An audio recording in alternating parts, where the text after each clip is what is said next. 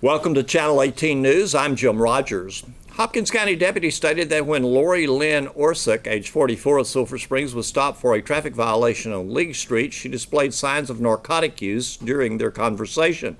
A search of the vehicle failed to locate any illegal substance, but when the female deputy arrived, she searched Orsick.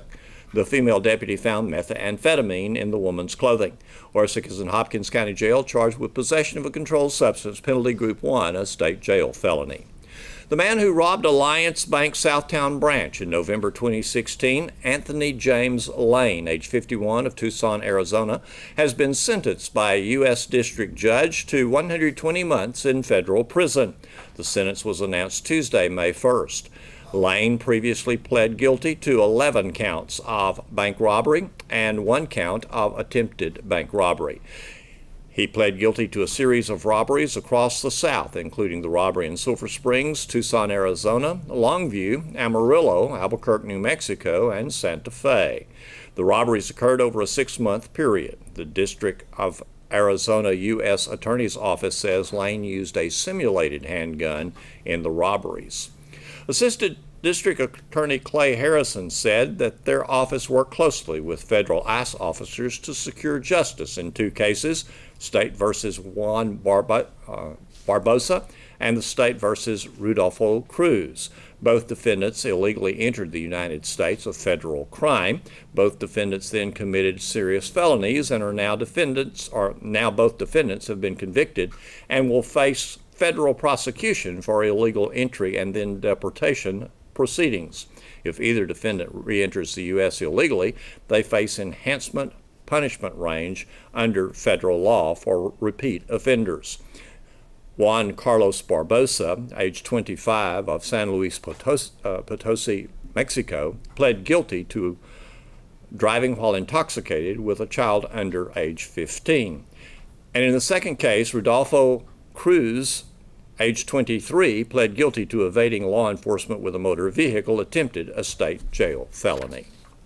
Both will spend 30 days in county jail and then be given over to the custody of ICE. At their meeting this week, Paris Junior College regents kept rates for residence hall rooms unchanged and approved a slight increase to board rates for the 2018-2019 academic year, starting with the fall. Hatcher and Thompson residence hall rates continue to be $650 per semester, and rooms in the South Campus residence hall will be $850 per semester. The 19 meal plan will go from $1,650 per semester to $1,675 per semester, including taxes. They also received an update on grant funding for new equipment and renovations to the Health Occupations program in the Workforce Training Center. When the work is completed, an open house will be scheduled. May 8th will be GED graduation at 7 p.m. in the Ray E. Carrier Theater. May 10th, the Texas Institute of Jewelry Technology Awards ceremony at 10 a.m. in the Carrier Theater. Retirement reception will be conducted from 2 until 4 p.m. in the Student Center Ballroom, and licensed vocational nursing pinning ceremony will be 6:30 p.m. at Lamar Avenue Church of Christ. May 11th will be spring graduation, 7 p.m. at Noyes Stadium. TxDOT recently conducted a detailed speed study on State Highway 19 from Loop 301 in Sulphur Springs to State Highway 24 in Delta County. After reviewing the results of the study, TxDOT has proposed a speed reduction pending approval of the Texas Transportation Commission. They will be meeting in June of this year. Following their approval, TxDOT will install new regulatory speed limit signs. The proposed speed limit reduction will be to lower the existing speed limit from 70 to 65 from the Delta County line to Loop 301. Then they will reduce speed limit from 65 miles per hour to 55 miles per hour through the Birthright community. The first project is set to let for bidding in May 2020, one of 2 projects that they have adopted for safety improvement program.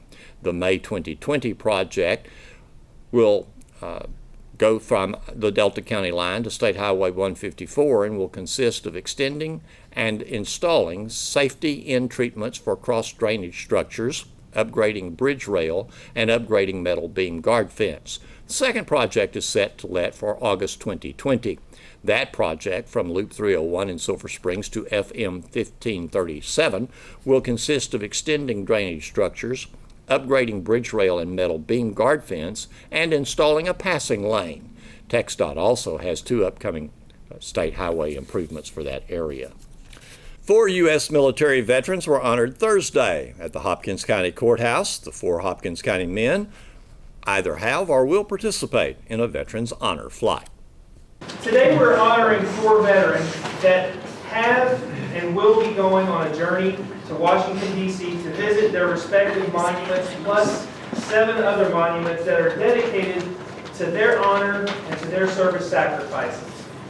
Today, to my left, we have Lynn Turner, United States Navy Korean War veteran, was on flight number 36 in March of last year. His grandson was his guardian, David Simpson.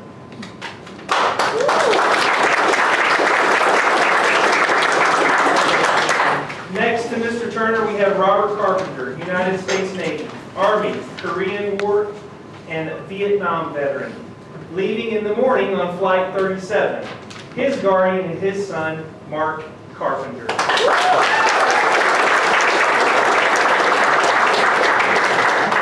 my right, we have Mr. Don Beaton, United States Army Cold War veteran, leaving in the morning with Mr. Carpenter on flight number 37.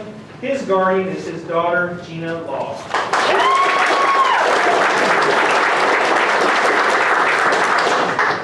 And to his right, or left, my right, we have J.G. Williams, United States Navy Korean War veteran, leaving in June on flight number 38, and his guardian will be his grandson, Jesse James.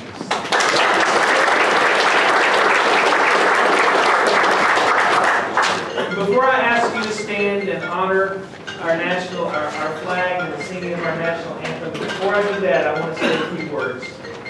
I would like to say thank you to these men who are willing to pay the ultimate sacrifice, who selflessly served with honor and distinction. I am honored and proud to be your veteran service officer, and also your brother in arms. And I would like to leave you with this quote. Only 2 defining forces have ever offered to die for you: Jesus Christ and the American GI. One died for your soul, the other died for your freedom. All heroes now.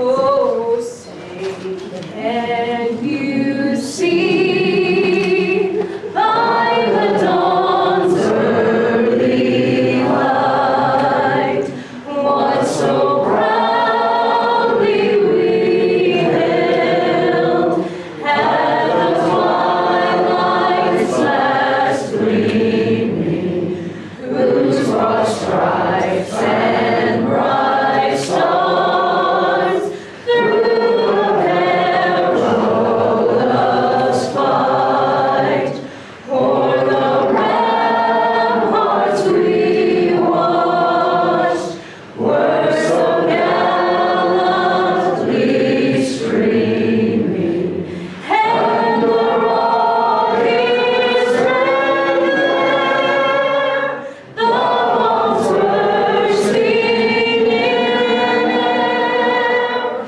gave proof through the night that our flag was still there. Oh, say does that star-spangled banner yet wave o'er the land of the free and the home of the brave?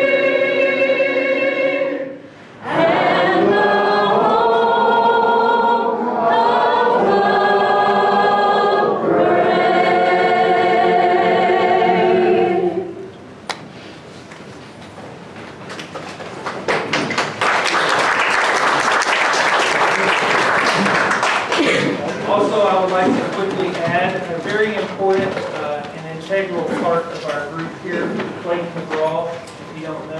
the hospital with a heart condition, so his prayers are needed, and he was on the agenda to speak today, and Gordon is taking his place, but please keep, he's going to be fine, but please keep Clayton in your prayers.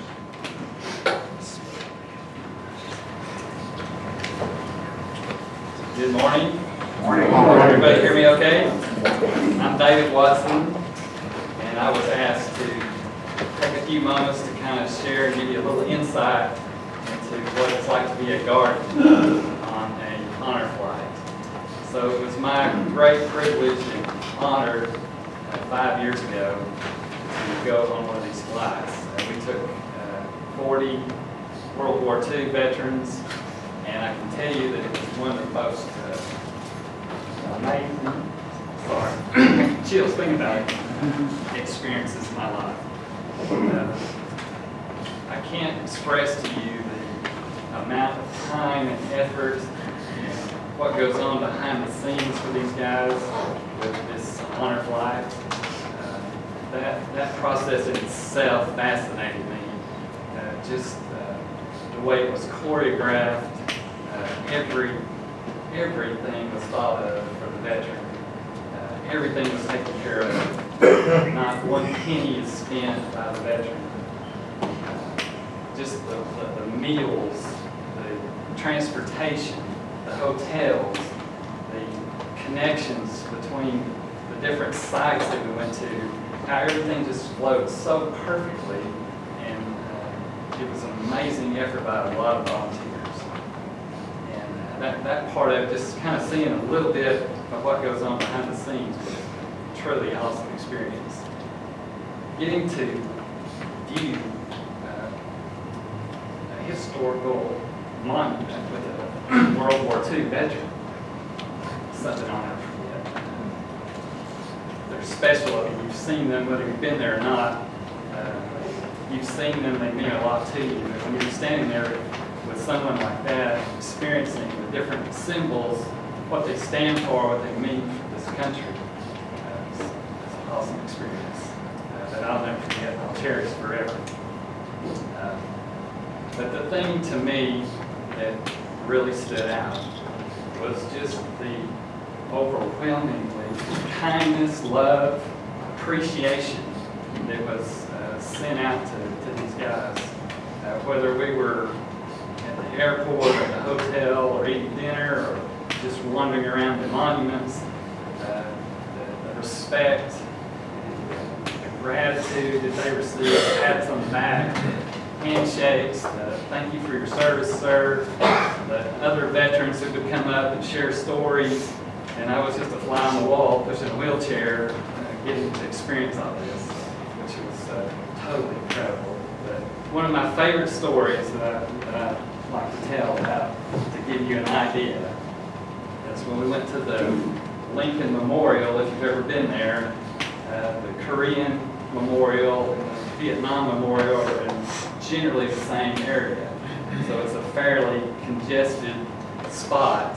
And so we made one stop for all three of those memorials. And we went this time of year, it was May, and when we got there, there was a ton of, I cannot express to you how many people, I mean, tour buses, just random tourists, school kids. We saw a couple other honor flights from different parts of the country were there. There's just an enormous amount of people. So when you're traveling from one site to the next, we're on these tour buses, and we have about 40 veterans that typically go and 40 guardians.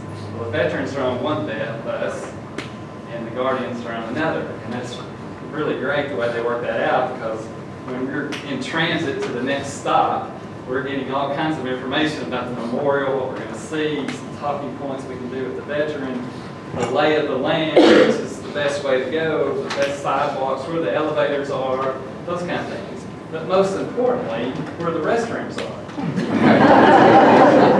You got a load of 90-year-old men in a bus bouncing around from place to place. I can guarantee you the first thing when you get off the bus, they say, hey, before we do that, let's take a pit stop. So that's exactly what happened to me. We're at the Lincoln Memorial. We get off. I load Joe Moore went with we went together, had an awesome time. So we take off, and he's like, hey, before we get started, we got to make a little pit stop. No problem, know right where that is. So take off down the sidewalk, and coming over a rise in the sidewalk, and just where you can get down and view the restroom, it looked like everybody in the country decided to go to the restroom at the same time. I mean, you cannot imagine how many lines there were coming out of the restroom, and people, I mean, it was just unbelievable. And so my first thought is, I'm thinking, I'm like, we're going to spend our entire allotted time for all 3 memorials in line to go to that. But you know, when you got to go, right? So here we go. And so we're heading off to go to the line. So as we are approaching, the Guardians have, in our case, red shirts, and the veterans have blue, so they're fairly easy to spot. And so I'm coming down the sidewalk, and there is a National Guard park ranger in the vicinity of the restroom, and he sees me coming.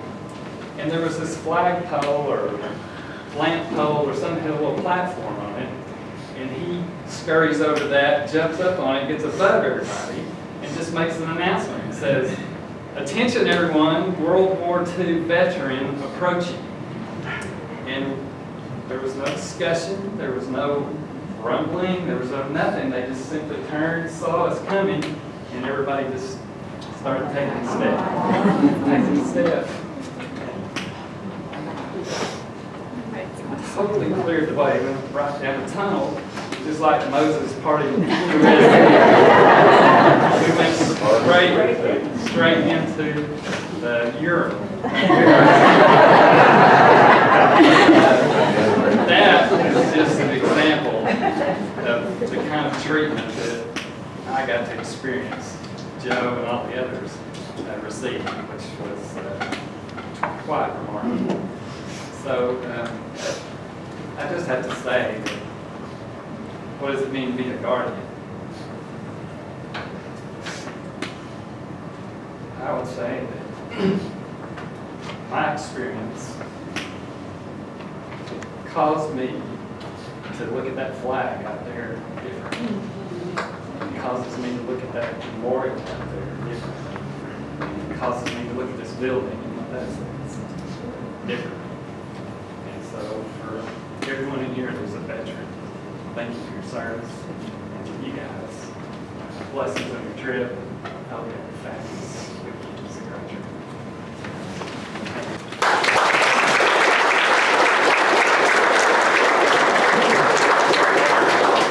Pray with me. We're going to get ready to send these guys off. Heavenly Father, we thank you for just an awesome opportunity to be together today. We thank you for your blessings for this community.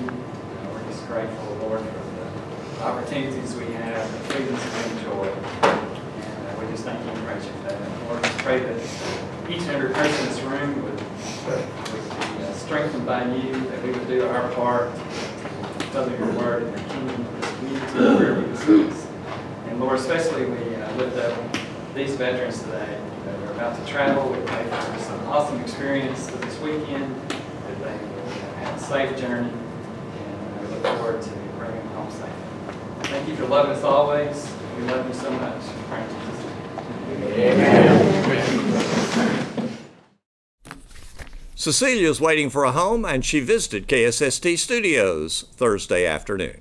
Cecilia, we think, is probably 2 to 3 years old, as best we can determine.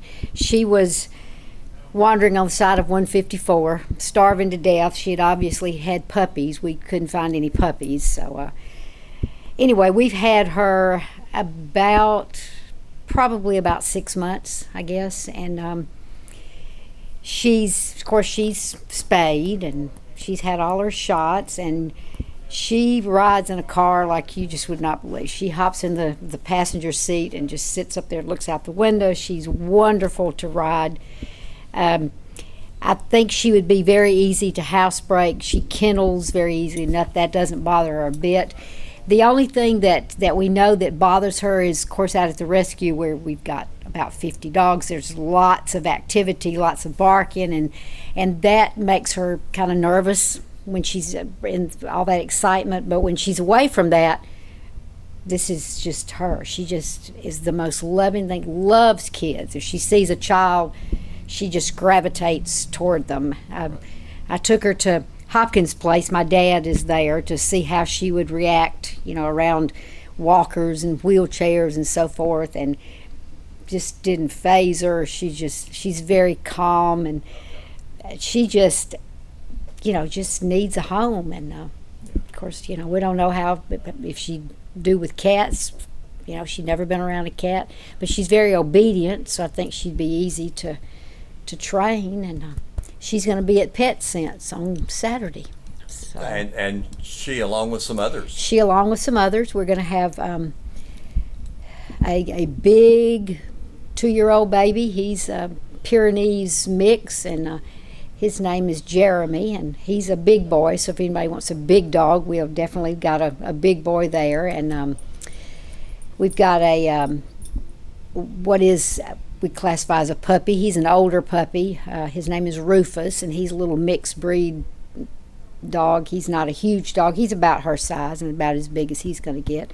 And then we're going to have Brent, who is he's one of our older dogs. I think Brent is he's probably 5, I think, and just he's a lab mix, and just sweet dog. And I feel sure that he is housebroke, because his pen is never messed up. Never. We go and let him out, and that's the first thing he does is, so just he's made himself that way. But we'll have those 4, and lots of baked goodies, and a little sidewalk sale, and So just a doing good time. Fundraising along with, hopefully we get some adoptions. And we've got 3 kittens that are at Pet Sense. 2 of them have bobtails. 1 has a long tail, all from the same litter. They were found dumped in Como in a kennel beside a dumpster. So at least they didn't put them in the dumpster. But at any rate, we'll have kittens there too. So come on out. It'll be from 9 to 5. Right. And of course, anyone who doesn't find anything that will satisfy them there, with about 47 other choices at Arts of Life, that can be arranged. Yes. Our number is 439-5019, and you'll have to leave a message, because our telephone lady has a full-time job, so Right. she answers the calls in the evenings. So if you leave a message. Here's Don Julian with sports. The Wildcats baseball team lost its opening game of a by-district 3-game series to Wiley East 9-3 Wednesday night in Wiley. The Wildcats lost despite out-hitting the Raiders 9-6. Game 2 will be Friday night at 7:30 p.m. at Wildcat Park. And I talked with Wildcats baseball coach Jared Hammock about that loss to Wiley East. I want to say we had a couple of runners on, it seemed like every inning but maybe one, and just couldn't get the big hit. And to me, you just kind of need one guy to get that hit, get you some runs early. The first inning played out really well. First 2 guys get on, you bunt them over, and 4 or 5 come up, and you figure, you're going to get some runs out of this. And then when you don't, it's a lift for the other team, obviously. And they got several lifts, I guess it seemed like, through the first few innings, because we'd get runners on, and they would get out of it. And so, it kind of builds some momentum, for the defensive team. And, Jackson, I thought, threw well. I want to say threw 3. And then, according to Caden, he kind of started hanging the breaking ball a little bit, and they hit it a few times. They didn't have a lot of hits. I think we out-hit them, but they just had the key hits, which is what you need, the timely hits, and we made some errors behind him, which you can't do in a playoff series, and it was a miserable thing to endure it, through I guess 6, and then we had a little fight in us, I guess you could say. It's 9-3 is a lot better than 9-0, and frankly, they were 1 base hit away from the 10-run rule. So, we had some. You try to look at some positives, and being able to score 3 runs in the top of the 7th, including a big I guess 2-run homer by Jackson, is good, and we'll try to build off that. And the strategy you use as a coach, if you lose game 1, as you talk about, winning game 2, and if you win game 2, you obviously have the momentum at that point from the team that won game 1. So, we'll have Ryan going hopefully Friday. I know the weather's an issue, but at some point he's going to pitch against them and at home. And if we can win that game, then we've got the 2 guys that threw last night can come back. We've got other guys that threw last weekend if we have to go to them. So we'll be fine, I think, on the mound. We just have to go focus and win game 2. Yeah, you just have to put it behind you and move. Look forward. You don't really have time to dwell on this one. You're looking forward now. Yeah, and we'll try. Hopefully, the weather may hold off. I know it's bad today. It's supposed to be. We'd like to get out on the field and have a good, solid practice. If we have to go indoors, we'll do so. But just try to shake that off and come back. And it's just been a problem from time to time this year. It's just not been able to pick up runners. And I think I looked on the game changer. Maybe we left 9 and they left 4. So, again, we just pick up a hit here and there, and hitting's contagious. And maybe we're up 4-0 early instead of them 4-0. So, we'll compete and we'll battle back, and we'll give it our best effort in game 2 and see what happens. The North Hopkins Panthers baseball team took game 1 of its best 2 out of 3 by-district series in dominating fashion, defeating Detroit 7-0 at North Hopkins on Wednesday. North Hopkins scored 2 runs in the bottom of the 2nd. They added a 3rd run in the bottom of the 3rd and scored 4 big insurance runs in the bottom of the 5th. Wyatt Wharton got the pitching win, going the first 6 innings, allowing only 3 hits and no runs. He struck out 9 and walked only 1. Caleb Wyatt pitched a scoreless 7th, allowing no hits while striking out 2. The Panthers had 11 hits. Bryson Gillespie was 2 for 3 with a run, 3 RBIs, a double, and a home run. Wharton was 1 for 3 with 3 RBIs. Branson Thomas was 1 for 3 with a run, an RBI, and a double. Colby Cameron was 3 for 3 with 2 runs, a walk, and 3 stolen bases. Chase Williams was 2 for 3 with 2 runs and a double. Wyatt was 1 for 4 with a run, and Victor Rojo was 1 for 3. After a day off on Thursday, the series will continue Friday at 4:30 p.m. in Detroit. The winner of the North Hopkins and Detroit series will play the winner of the Union Grove and Martins Mill series in area round action. Wildcats junior basketball player Victor E. Walker continues to be pursued by college recruiters. The website hogsports.com reported Wednesday that the University of Arkansas has made an offer to E. Walker. The Hogs of the SEC are coached by Mike Anderson.